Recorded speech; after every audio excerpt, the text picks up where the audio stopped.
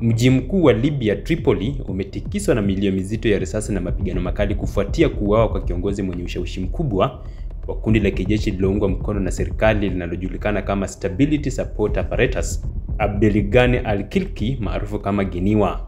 Taarifa na video zinazosambaa kwenye mitandao ya kijamii zinaonyesha hali ya taharuki, huku milio ya risasi ikisikika kote mjini na moshi mzito ukifuka katika maeneo mbalimbali ya Tripoli.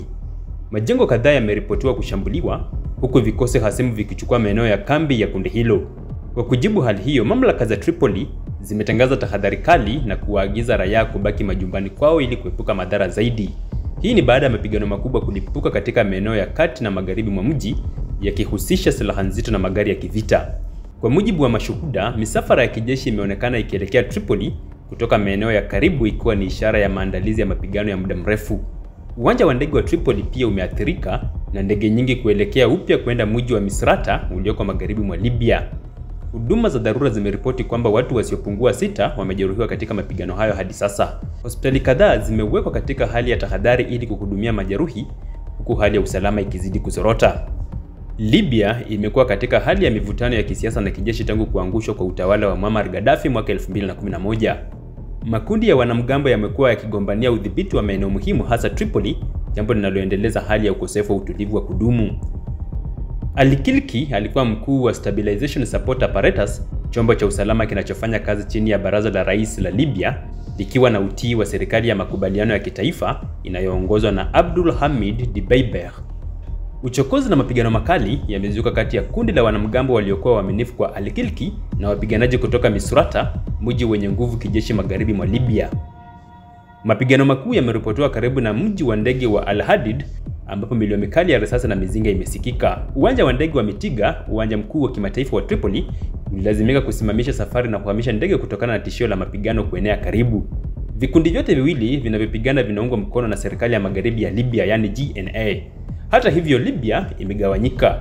Sehemu ya mashariki ya chini ina serikali sambamba iliyoteuliwa na bunge la taifa la Libya na kuungwa mkono na Jenerali Khalifa Haftar, kiongozi wa jeshi la taifa la Libya.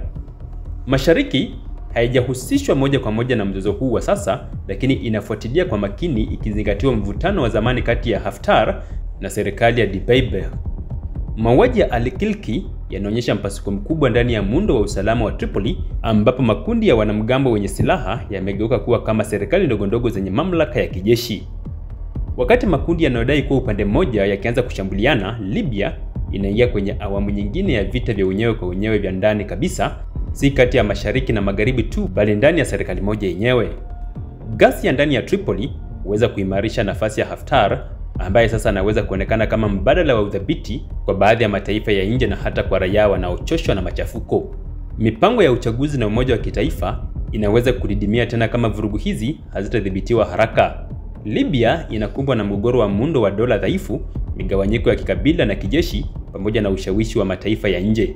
Kifo cha Ganiwa Al-Kilki kinaweza kuwa kichocheo kipya cha mapigano ya muda mrefu, na kama historia ya Libya inavyoonyesha, mara nyingi huchukua miezi au hata miaka kabla ya hali kutulia. Waziri mkuu wa serikali ya umoja wa kitaifa GNU, Abdul Hamid Al-Dbeibeh, ametoa kauli ya kwanza kwa umma. Kauli hiyo inatoa ujumbe wa kisiasa, wa usalama na wa kisheria kuhusu mustakabali wa taifa hilo lenye migawanyiko. Al-Dbeibeh amepongeza wizara ya ulinzi na ile ya mambo ya ndani kwa juhudi zao za kutuliza hali na kudumisha mamlaka ya dola licha ya vurugu zilizotokea. Waziri mkuu ameonyesha matumaini makubwa kwa taasisi rasmi za dola, akizitaja kuwa ndizo nguzo kuu ya kuleta udhabiti na ulinzi nchini. Kauli yake imeelekezwa pia kwa makundi yenye silaha yasiyo chini ya serikali, ambayo amesema yanahatarisha udhabiti wa kitaifa. Katika ujumbe wake mkuu, Dbeibeh amehimiza kurudi kwa mamlaka ya sheria kama msingi wa kujenga taifa jipya la Libya. Kauli hii ni juhudi ya Dbeibeh kuonesha kuwa serikali yake bado ina ushawishi, hasa wakati ambapo umma una wasiwasi kuhusu kuibuka tena kwa vita vya wenyewe kwa wenyewe. Libya inaendelea kuwa na serikali mbili hasimu. GNU ya Tripoli inayoongozwa na Dbeibeh na serikali ya mashariki inayoungwa mkono na Jenerali Khalifa Haftar. Mapigano ya sasa yanaibua hoja kuhusu uhalali wa makundi yanayoungwa mkono na serikali, lakini hayajihusishi na uhalifu au mapambano ya ndani.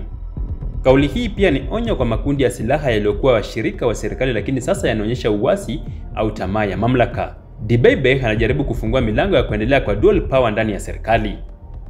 Kauli ya Waziri Mkuu Abdul Hamid Al-Dbeibeh ni jaribio la kupunguza wasiwasi wa umma, kuimarisha imani kwa taasisi rasmi na kuonya wale wanaochafua usalama wa kitaifa.